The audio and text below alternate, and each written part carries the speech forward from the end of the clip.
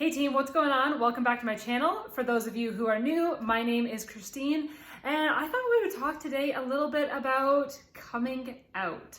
So with my profession, I come out roughly 10 times per year. It's at least a minimum of 6 times, and that's because I have 6 new groups of people throughout a year. And you know what? It's a lot. It's a lot. And I would like to say that I am at the point right now where I don't get nervous coming out anymore, but I do every single time because I don't really know who I'm dealing with. I don't always know these people, and it's still a lot. And I wish that it wasn't, but that is my reality. And the reason that I wanted to do this video was because recently somebody had said to me, "Oh, what does your husband do?" And I was like, "Oh man, like this isn't really awkward for me because you're a stranger and I'm probably never gonna see you again. But it's gotta be kind of awkward for you because I'm about to say, well, my wife works for a technology company." And then you're gonna go, "Oh no, I said her husband instead. I made an assumption," and it puts her in a more awkward situation than it does me.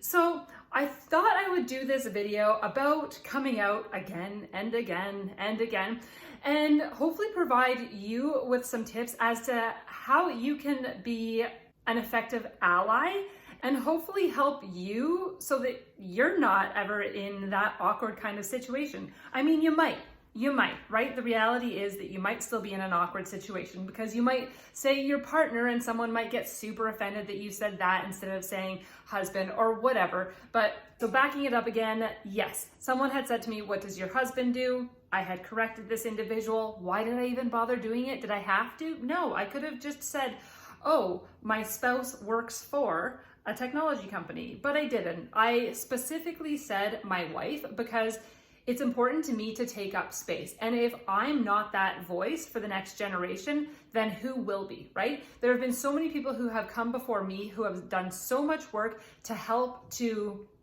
make it so that my family can live a good life. And it's my turn now to try to do the same thing for the next generation. So I try to take up space wherever I can. Before we get into it, I just want to say that I am not a professional. I do not have a huge presentation prepared for you about how to be a good ally. There are a lot of people out there who are more educated than I am. I'm just trying to bring you a couple easy ideas. That's my hope. So I will bring you what I can, but ultimately it is up to you to do your part and to educate yourself. So it's important that everybody takes responsibility for their own learning. Whether you're part of the community, whether you are an ally, you need to take ownership and you need to take some responsibility. So if you want a really awesome place to start, then I would suggest checking out this website right here.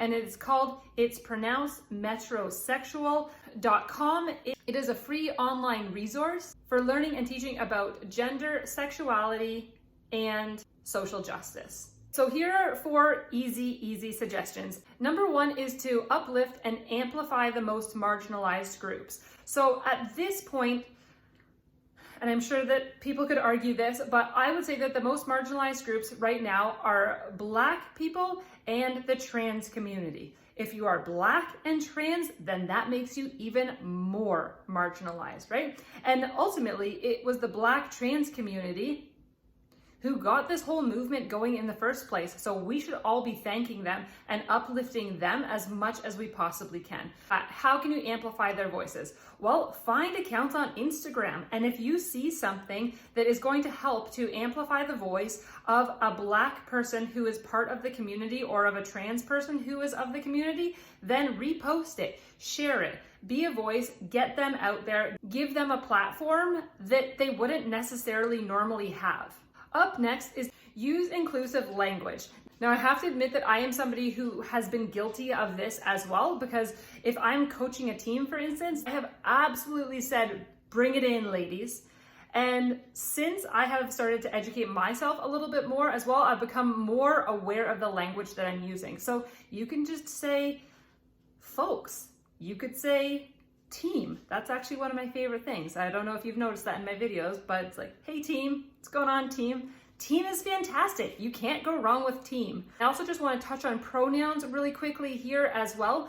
First of all, help to normalize pronouns. So you can help to normalize pronouns by including them in things like your email signature. You can put them in your Instagram account. They now have a little like space for it in your bio. If you're doing group introductions, you can lead by example by saying, hi, my name is Christine. My pronouns are she, her, or whatever they may be. Right? So you can lead by example and hopefully other people will follow. The more that we do that, the more it is going to normalize giving our pronouns, which will help for other people who maybe don't necessarily identify with their biological sex. It will help to give them the confidence to state what their pronouns are. And if you're not sure, just ask. There's no harm in asking. So, hey, what are your pronouns? That's okay. It's an okay question to ask. Okay, next up is to fly the flag. Now, even if you only fly it during Pride Month, so during the month of June, then that is helpful. It at least says to people in the community that you are an ally, that you are okay with 2S LGBTQ people in your community. When we first moved into this house, it was during the month of May, and down the street there was a house that was flying the pride flag. That immediately sent the message to our family that we are okay, that this is a safe community for us. If you are a business owner, getting one of those little pride stickers and sticking that in your window, that can also have a tremendous, tremendous impact. Or even on your home, if you can put a little sticker on your home so that when people approach it or passersby see that you have that sticker and that you are accepting, it makes a huge difference. And you don't know who's seeing it. You don't know who it's having an impact on.